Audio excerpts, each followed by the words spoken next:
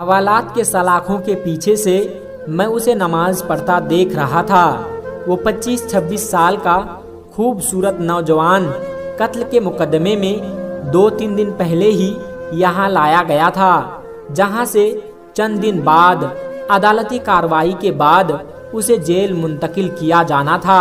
اس کے خلاف کیس کافی مضبوط تھا، اس لیے غالب گمان تھا کہ 1-2 پیشی کے بعد ہی اسے سزائے موت سنا دی جائے گی۔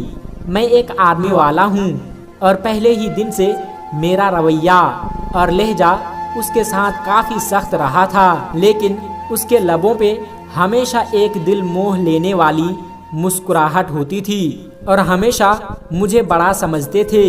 ادب سے اور نرم لہجے میں بات کرتا تھا اور مجھ جیسا سخت انسان بھی 2 دن میں ہی اس کے اچھے اخلاق کے سامنے ہار گیا تھا۔ اب وہ سلام پھیرنے کے بعد دعا مانگ رہا تھا۔ میں اسے دیکھتا ہی رہ گیا۔ وہ اس طرح خشوع و خضوع سے دعا مانگ رہا تھا کہ یوں لگتا تھا کہ جیسے وہ جس سے مانگ رہا ہے اس کے وہ بالکل سامنے بیٹھا ہوا ہو۔ دعا کے بعد اس کی نظر مجھ پر پڑی تو اس کے لبوں پر وہی مسکراہٹ نمودار ہوئی اور وہ اٹھ کر میرے پاس آیا اور ہمیشہ کی طرح میرا حال احوال پوچھا۔ آج خلاف معمول میرا لہجہ کافی نرم تھا۔ باتوں کے دوران میں نے اس سے پوچھا کہ واقعی اس نے قتل جیسا جرم کیا ہے، کیونکہ مجھے اس کی معصومیت سے نہیں لگ رہا تھا کہ وہ قتل جیسا جرم کر سکتا ہے۔ ایک انسان کا قتل پوری انسانیت کا قتل ہے، تو پھر میں ایسا گھنونا جرم کیسے کر سکتا ہوں؟ اس نے مسکراتے ہوئے جواب دیا۔ تو پھر میں نے سوالیہ نظروں سے اس کی طرف دیکھا۔ جب اللہ اس دنیا میں کسی کو اختیارات دیتا ہے تو اکثر لوگ بھول جاتے ہیں کہ یہ اختیارات اللہ تبارک و تعالیٰ کی طرف سے امانت ہے۔ ان سب کو اپنا کمال اور حق سمجھتے ہیں۔ میرے ساتھ بھی ایسا ہی ہوا۔ ہمارے علاقے کے ایک بڑے اصل انسان نے قتل کر دیا اور اتفاق سے میں وہاں سے چند قدم ہی دور تھا۔ اس نے مجھ پر الزام لگا دیا، جھوٹے گواہ بھی تیار کر لیے گئے اور میں یہاں آ گیا۔ مجھے دکھ سا ہوا تو ہمارے گھر والوں نے کچھ نہیں کیا۔ گھر والوں نے اپنے سے کوشش کی تو وہی بات اس معاشرے میں جو بھی ڈر کے مارے اس کا ساتھ دیتے ہیں، جو طاقتور ہو۔ وہ پھر سے مسکرایا۔ مجھے اس کے سکون کو دیکھ کر حیرت ہوئی کہ تمہیں ڈر نہیں لگتا کہ ہو سکتا ہے کہ کچھ دنوں تک تمہیں موت کی سزا سنا دی جائے۔ انشاءاللہ مجھے کچھ ایسا نہیں ہوگا۔ میں نے اس کے آگے اپنی عرضی رکھ دی ہے، جس کے سامنے بڑے سے بڑے بادشاہ کے بھی کوئی حیثیت نہیں۔ اس نے پر یقین کے لہجے میں جواب دیا۔ میں نے پھر سوالیہ نظروں سے اسے دیکھا۔ میں اپنے اللہ تبارک و تعالیٰ کی بات کر رہا ہوں، اسے میرے بے گناہ کا پتہ ہے، مجھے کچھ نہیں ہونے دے گا۔ اس کے ہر لفظ سے محبت ٹپک رہی تھی۔ تمہیں یقین ہے کہ دعا سے کام ہو جائے گا؟ اگر نہ ہوا تو؟ میں نے پوچھا۔ جب اس سے مانگا جاتا ہے تو پھر شک میں نہیں پڑتے کہ وہ قبول نہیں کرے گا۔ سب کچھ اس پر چھوڑ کر انتظار کرتے ہیں۔ اس کے لہجے میں یقین ہی یقین تھا۔ میں بس اس کے چہرے کو تاکتا ہی رہ گیا۔ اس سے پہلے اللہ پر اتنا یقین شاید ہی میں نے دیکھا ہو۔ 3 دن مزید گزر جانے کے بعد اسی دوران اس کے گھر والے بھی اس سے ملنے آئے تھے۔ وہ اپنے والدین کا ایک لوتا بیٹا تھا۔ ماں کا رو رو کر برا حال تھا، لیکن اس کے سکون میں کوئی کمی نہیں تھی۔ وہ مسلسل سمجھا رہا تھا کہ میرے اللہ کے سامنے عرضی رکھی ہے، اسے پتا ہے کہ میں بے گناہ ہوں، دیکھ لیجئے گا وہ مجھے کچھ نہیں ہونے دے گا۔ میں نے اللہ پر اتنا یقین اس سے پہلے صرف پڑھا ہی تھا، لیکن کبھی نہیں دیکھا تھا۔ میرے دل میں اس کے لیے عقیدت کے جذبات پیدا ہونا شروع ہو گئے۔ شاید اللہ کی محبت ہی ایسی ہے جو پتھر دل کو بھی پگھلا دیتی ہے۔ جب اسے عدالت میں پیش کیا جانا تھا تو اس سے 1 دن پہلے ہی ایک واقعہ پیش آیا۔ جس شخص نے خود قتل کر کے الزام اس پر لگایا تھا، وہ اپنی بیوی اور ایک لوتے بچے کے ساتھ گاڑی میں کہیں جا رہا تھا کہ ایک خوفناک حادثہ پیش آیا۔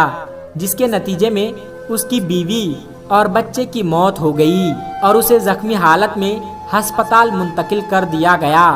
کافی گھنٹوں میں ہوش میں آنے کے بعد اسے بیوی اور بچے کی موت کی خبر ملی اور اس کی حالت اور بگڑ گئی۔ اسی حالت میں اسے کچھ یاد آیا تو قریب موجود ڈاکٹر کو ویڈیو بنانے کا کہا۔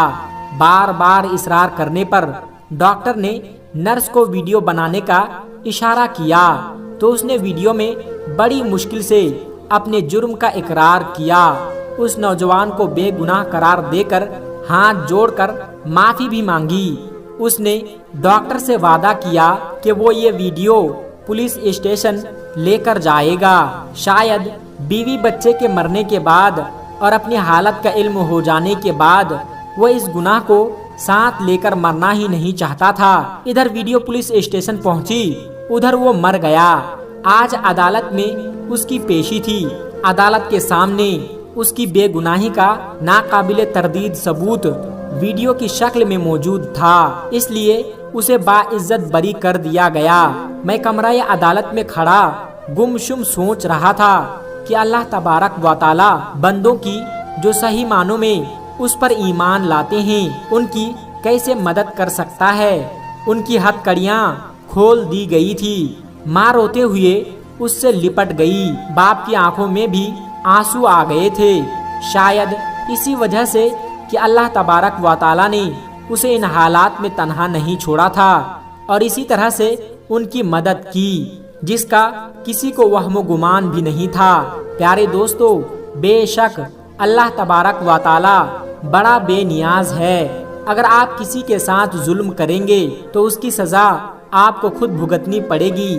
اگر آپ کسی بے گناہ انسان پر کوئی الزام لگاتے ہیں چاہے وہ کہے، لیکن یاد رکھیے گا کہ روز محشر میں جب اللہ کی عدالت لگے گی تو اس میں اپنا مدعا بیان کرے گا، اس میں وہ اپنی بے گناہی بیان کرے گا اور بے شک اللہ تبارک و تعالی خوب جانتا ہے کہ وہ بے گناہ ہے اور آپ کا یہ ظلم، آپ کی یہ زیادتی آپ کے گلے پڑے گی۔ اس دنیا میں تو آپ اس کا مداوع کر سکتے ہیں، لیکن روز قیامت، روز محشر آپ اس کو چھپا نہیں سکتے۔ بے شک ایک انسان کا قتل پوری انسانیت کا قتل ہے، جو چاہے کچھ بھی ہو۔ ہمارا دین اسلام ہمیں یہ سبق دیتا ہے کہ کسی کو ناحق قتل نہیں کرنا چاہیے، اور اگر کچھ غلطی خطا ہو بھی جائے تو اس کا الزام کسی دوسرے پر نہیں ڈالنا چاہیے۔ اور دوستو، اسلام میں جتنی تاکید کے ساتھ انسان کے قتل کی حرمت کو بیان کیا گیا، اگر آج کل کے دور کو دیکھا جائے تو اتنی بے حرمتی ہو رہی ہے کہ افسوس کہ معمولی باتوں پر ناحق قتل کر دیے جاتے ہیں، اور بعض مسلمان اس جرم کا ارتکاب بھی دین کی خدمت سمجھتے ہیں۔ حالانکہ قرآن و احادیث میں کسی بھی انسان کو ناحق قتل کرنے پر ایسی سخت وعیدیں بیان کی گئی جو کسی اور جرم پر بیان نہیں کی گئی۔ اسلامی تعلیمات کے مطابق کسی انسان کو ناحق قتل کرنا شرک کے بعد سب سے بڑا گناہ ہے، بلکہ بعض علماء نے سورہ نساء کی روشنی میں فرمایا کہ کسی مسلمان کو ناحق قتل کرنے والا ملت اسلامیہ سے ہی نکل جاتا ہے۔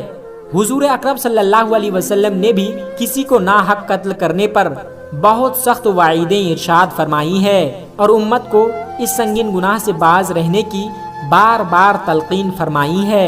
حجۃ الوداع کے موقع پر آپ صلی اللہ علیہ وسلم نے ارشاد فرمایا کہ تمہارے خون، تمہارے مال، تمہاری آبرو ایک دوسرے کے لیے ایسی حرمت رکھتی ہے جیسے تمہارے اس مہینے یعنی ذی الحجہ میں تمہارے اس شہر مکہ مکرمہ اور تمہارے اس دن کی حرمت ہے۔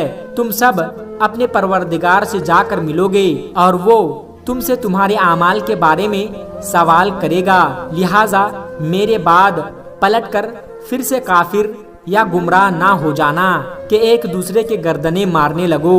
بحوالہ صحیح بخاری۔ تو دوستو، کبھی بھی غلط الزام لگا کر اسے سزائے موت دلوانا بھی ایک ناحق قتل ہے۔